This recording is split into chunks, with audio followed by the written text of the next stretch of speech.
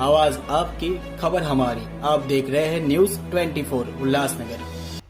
लोकसभा चुनाव के बाद अब विधानसभा चुनाव की सुगबुगाहट शुरू हो गई है और कभी भी चुनाव की घोषणा की जा सकती है।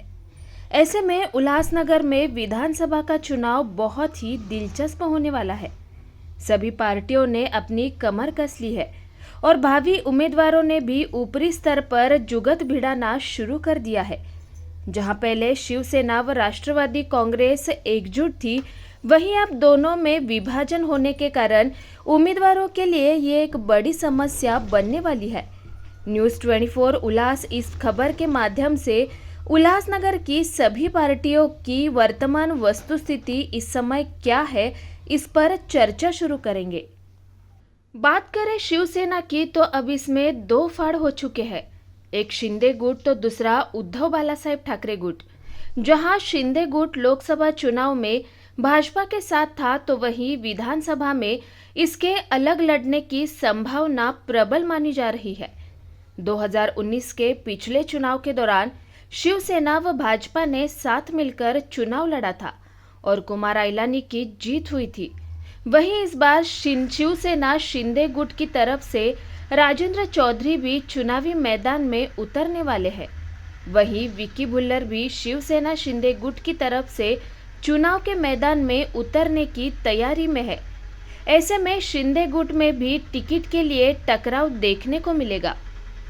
बात करें भाजपा की तो कुमार आइलानी को इस बार आपसी खींचातान में घाटा हो सकता है, क्योंकि भाजपा की तरफ से कई लोग ताल ठोक रहे हैं, जिनमें जमनू पुरस्वानी, वर्तमान जिलाध्यक्ष प्रदीप रामचंदानी, राजेश वधारिया व महेश सुखरमानी का नाम सामने आ रहा है।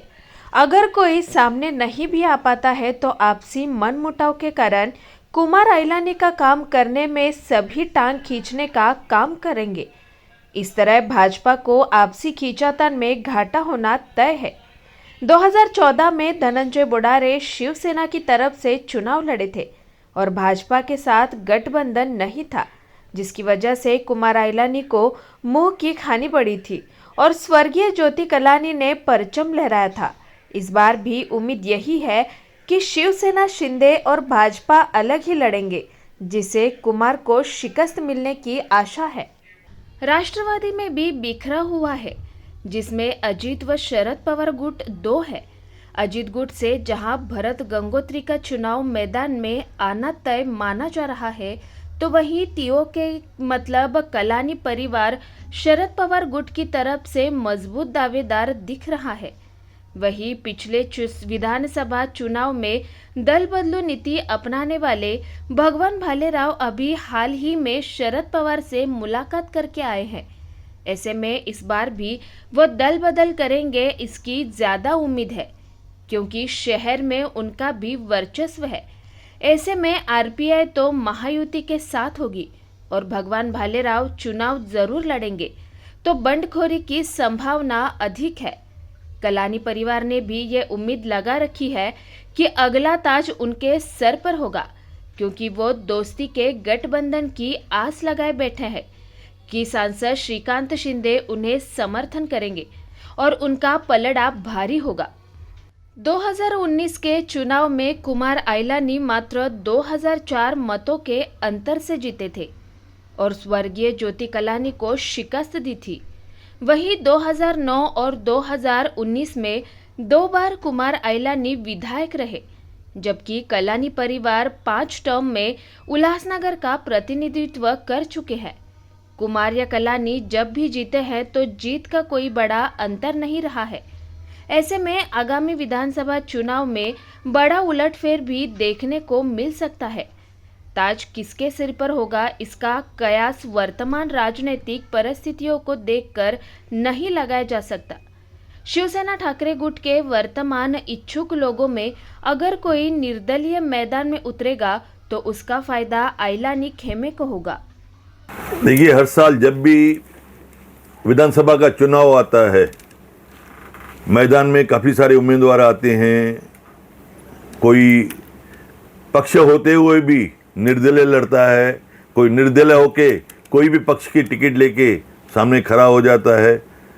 देखिए, ये विधानसभा हर एक को छूट रहती है, हर एक की ख्वाहिश रहती है कि मैं विधानसभा का चुनाव लड़ूं। मैं उनका स्वागत करूंगा। देखिए, आज किसी को मना नहीं कर सकते, हर एक का अपना अपना ओपिनियन है। मैं सबका स्वागत करूंगा जो लोग विधानसभा के लिए खड़ा रहना चाहते हैं, लेकिन जब भी समय आता है तभी पार्टी किसको टिकट देती है, समय आने पे कौन पक्ष का लड़ रहा है, कौन दूसरे पक्ष का लड़ रहा है या क्या लड़ रहा है, उसके लिए मैं कुछ कमेंट नहीं करूंगा। बाकी मैं तो जो भी विधानसभा के लाएंगे अगर आके खड़े रहेंगे तो मैं उनका तहे दिल से शुक्रिया अदा करूंगा। कुमार जी, वैसे 5 साल पहले का जो संघर्ष था और अभी 5 साल के बाद जिस प्रकार से शिवसेना पार्टी के 2 गठ है, उबाटा की तरफ से भी ये कहा जा रहा है कि वह भी विधानसभा चुनाव लड़ेंगे, और शरद पवार जी की तुतारी उनके तरफ से भी विधानसभा का चुनाव लड़ने का कहा गया है। तो आपको कैसा लगता है, 5 साल पहले वाला संघर्ष है और आने वाला संघर्ष है, उसमें कितना अंतर रह सकता है? देखिए, भले कोई कितनी भी तुतारी चलाए या कोई काम उनसे भी पार्टी से खड़े रहे, मैं उनका स्वागत कर रहा हूं। आपको बोल रहा हूं कि हम भारतीय जनता पार्टी के तरफ से लड़ेंगे, चाहे शिवसेना का उम्मीदवार आता है, कोई भी गठ का। आज आपने कहा कि कोई तुतारी बजाएगा, देखिए, ये कोई अपक्ष भी खड़े रहते हैं। हर चुनाव में 5-7 उम्मीदवार 10 उम्मीदवार आते हैं। पिछले 5 साल पहले भी हमारे आरपीआई के नेता भगवान बालेराव जी खड़े थे। हाल ही में 20-25 दिन पहले उनका जन्मदिन था टाउन हॉल में, वहाँ पे मैंने बोर्ड देखा पूरे उल्लासनगर में लगेला था कि 22 आमदार। अच्छी बात है, मैंने उनको बधाइयाँ दी, चलो उनकी सोच अच्छी है।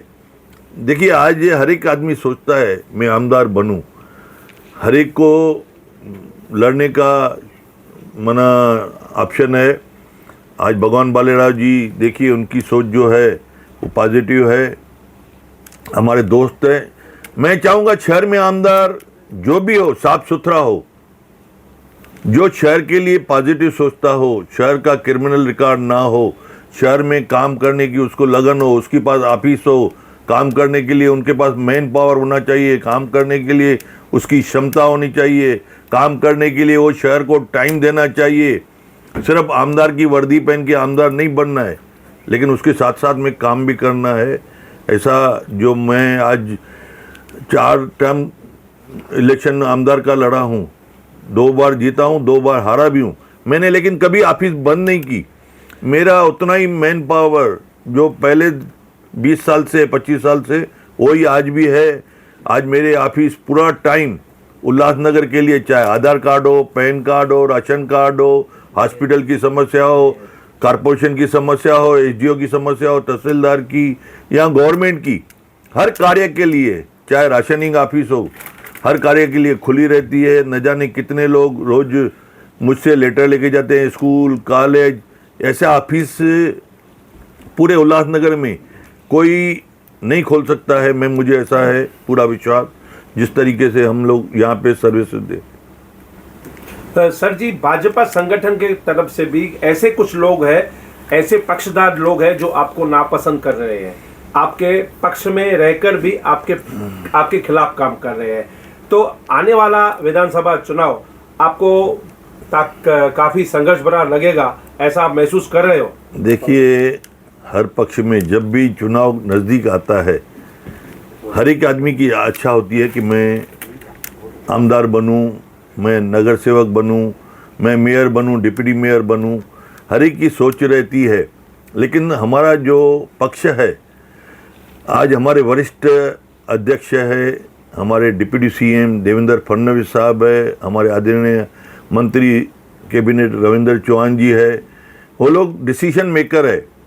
वो लोग पूरा सर्वे करके किसको टिकट देनी चाहिए, किसको खड़ा रहना चाहिए, वो जो डिसीजन देते हैं हम मान्य करते हैं, क्योंकि हम पक्ष से बड़े नहीं हैं। मैं एक छोटा कार्यकर्ता हूँ। आज मुझे आमदार बनाने में मेरी पार्टी का सहयोग है, जिन्होंने मुझे सोच के आज 4 बार मुझे टिकट दिया और आज मैं यहाँ पे हूँ। तो पार्टी के वजह से हूँ और इस शहर की वजह से। भाजपा में आपस में खींचातान के चक्कर में आपका नुकसान हो सकता है? देखिए, ये खिंचम खिंची सिर्फ चुनाव के समय आती है, 1-2 महीने के लिए। जब एक बार टिकट डिक्लेयर हो जाती है उसमें हम सब आपस में एक ही हो जाते हैं, हम में कोई मतभेद नहीं है। लेकिन हर एक की इच्छा रहती है कि मैं भी थोड़ा ऊपर आऊँ, और उसके लिए कोई किसको मना नहीं कर सकते। देखिए, मेरा तो ये चौथा टर्म है। जब भी चुनाव आता है, जब भी पहले मुझे याद है, मुझे आमदार की टिकट मिली थी, उन दिनों में नरेंद्र राजानी जी अपेक्षित थे। दूसरा टर्म आया, टिकट की बात जब भी चली, मुझे टिकट मिली, उन दिनों में साईं बलराम जी, स्वर्गीय साईं बलराम जी खुद कोशिश कर रहे थे। पूरे इंडिया में संत लोग ने हमारे पार्टी को कहा था कि हमें टिकट चाहिए।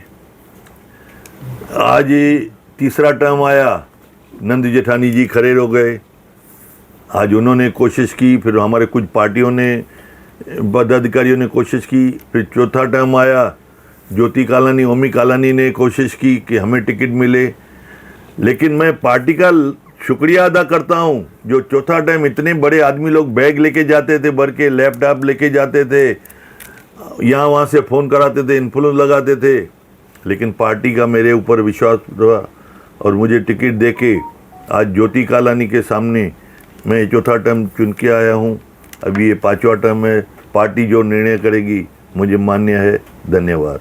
देखिए, आज वो 22 करोड़ का जब भी काम करे, अभी मालूम नहीं काम होता है या नहीं होता है। हम तो प्रैक्टिकली 100 करोड़ से ज़्यादा तो काम किए हैं, और 400 करोड़ का अंडरग्राउंड ड्रेनेज, यहाँ जो भी हम प्रैक्टिकली, यहाँ पे मेरा जैसा इंटीला के वहाँ पे आज इतना बड़ा घाट बन रहा है, इतना बड़ा एंटरटेनमेंट सेंटर बन रहा है, योगा सेंटर बना, गार्डन बना यहाँ शहर में, मारल बरफ कांबा में। जितना मैं काम कर रहा हूँ उतना मैं अपना काम पे ध्यान देता हूँ। बाकी वो काम क्या करेंगे क्या नहीं करेंगे, वो टाइम आने से आपको मालूमात पड़ेगा। देखिए, युति कायम रहेगा। अगर भरत गंगोत्री जी टिकट लाते हैं, मैं भी उनका स्वागत करूँगा, कोई फ़र्क नहीं है।